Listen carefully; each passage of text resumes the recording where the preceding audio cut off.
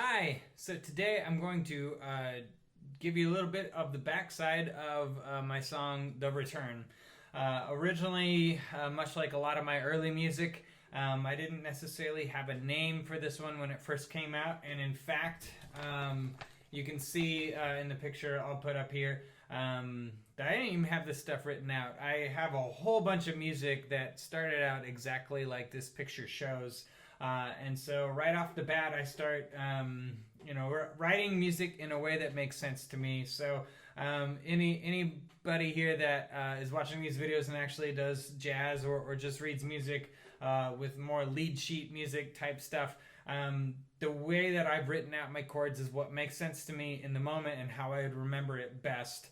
Because I was not writing out my music, and that would take a lot of time. This was before I really started putting stuff on my iPad and composing through there, at least heavily. So like I said, so this very first chord that I have, the big A means it's A major. Okay.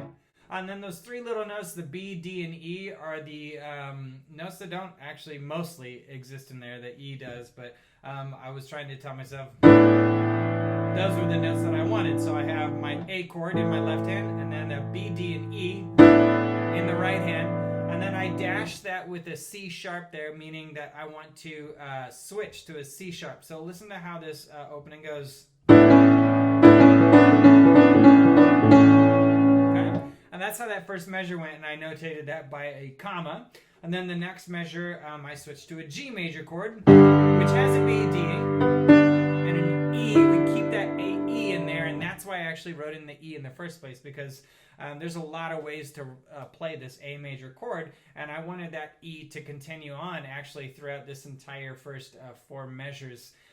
So it's a really prevalent note, and I wanted it present in each measure. And so in this second measure, again, we have this G major chord, G, B, D. And then we still have that E, and that D, just like in that previous measure, is also resolving to a C sharp over and over.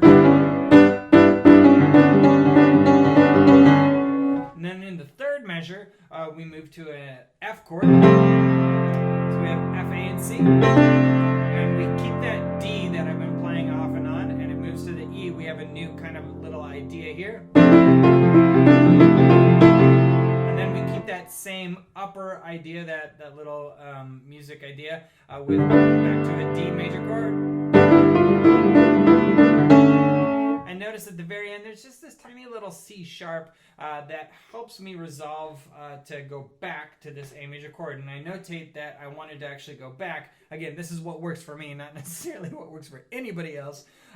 That this whole first section is something that I'm going to repeat a couple of times. So then I would just go.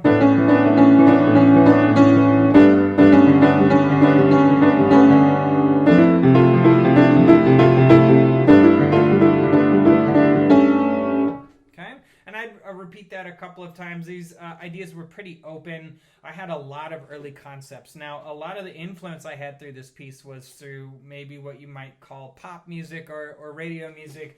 But really what I wanted was to just early on break away from what classical music and classical chords and everything meant, and try out just different sounds, especially for solos for the trombone. I thought there was some cool things that you might hear on the radio that, why can't we hear with an instrumental trombone? So that's kind of where I got a lot of my inspiration, and you'll find through a lot of my music, especially early on, this is how everything started. So basically what I did with my music is I wrote out this entire accompaniment. And this is actually a really common thing, where you write out basically this entire piece, all your chords, all that sort of stuff, and then you come up with your melodies. Now, sometimes it's a little bit of both as you work through it, because sometimes the melody tends to ask you to switch to a chord that you weren't necessarily planning on. Again, that's another story for another day. But that's kind of how the accompaniment came together for this piece. Then I would record the entire accompaniment, having the whole idea how I want it to go, in my head from start to finish, and then I figured out what I wanted to do with the trombone. All right, so on to trombone here. This piece, I really, all my music, I'm always trying to work on something that isn't great in my own playing. And so playing a melody really fast through these partial changes is something that usually, even still today, is an issue I have. So this song here challenged me in those regards. Especially through these fast passages.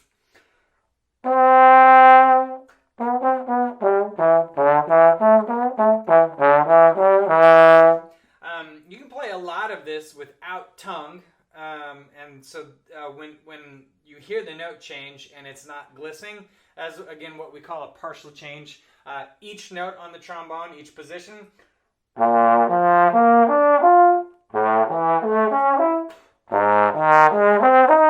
each position has its own notes, and so how I play a scale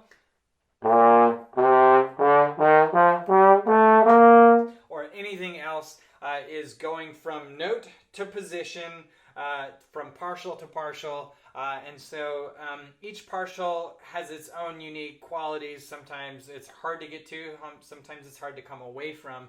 And so getting really good at that, being really fluid through that situation is really, really difficult and demanding on trombone. So, sorry, I forgot to turn on my microphones there. Good. All right, so hopefully everything else sounds good. So yeah, that's what was basically one of my biggest challenges that I gave to myself. And then as a composer, I wanted something really, really lyrical, something kind of catchy. Not kitschy, but catchy, just for the ear, and something that again challenges me, challenges my anybody that would want to play this piece. The dream is always that somebody might play this, for a college recital or something like that, or just want to play it in general. But it's for another day, someday, when people want to buy my music, which isn't that far away. But anyways, so that's kind of the biggest things with this piece here. So again, I'll just play a little bit of this opening for you, but we've got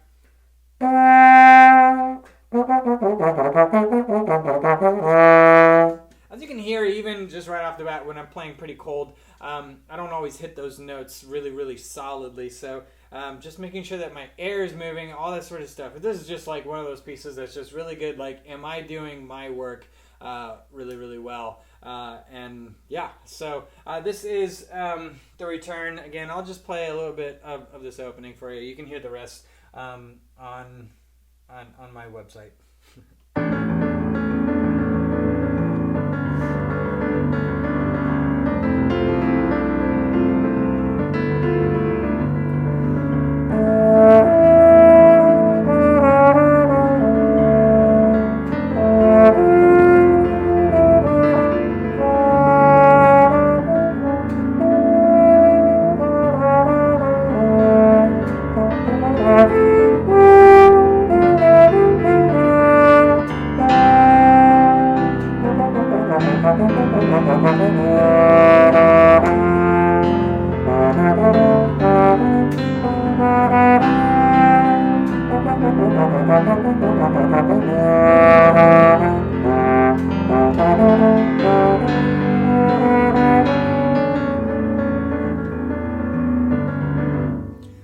So two things. The first thing is that I can barely hear my own accompaniment. Just this is how I tend to record. But to get the balances all right, that's one thing. So if I got off just a little bit there, I apologize. I didn't practice too much having it that far down. And then the second thing here, that was maybe what you call the first verse with the first chorus. If you want to go into that whole pop world section. And the next time I come in, I try and change up my verse, basically just like how you hear it on the radio. It's different words, similar melody, but the rhythms all change. So that also happens. And then I come into this like bridge section where I actually even change keys and all that sort of stuff. And it also his really nasty layout on the trombone.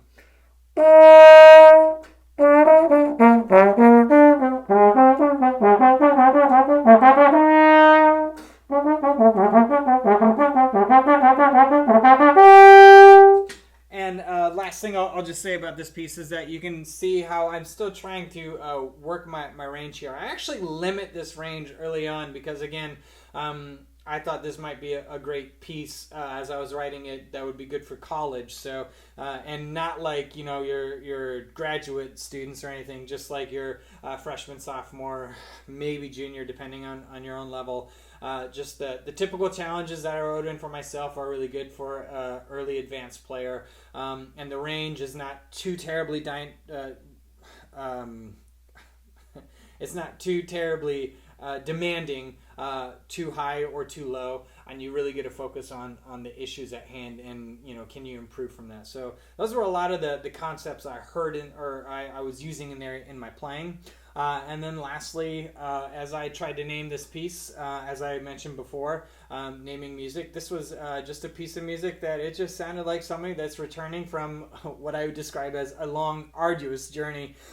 So I just really felt like this is somebody that had been away for a while and was making their return back home, or making their return to being who they are as a person. And hopefully I get to start doing my through life storms concert series, and this is one of those pieces that I really like to point to in those concerts, and just talk to people about after your difficulties, you get this chance to make that return. You'll never be who you were before that storm, but that doesn't mean that you can't live a life that's really, really great. It comes with a lot of difficulties, but there's such great things left to live for. So that is The Return. Go ahead and listen to the rest of that one. You can find that one on my website. But have a great rest of your week, and thank you for watching.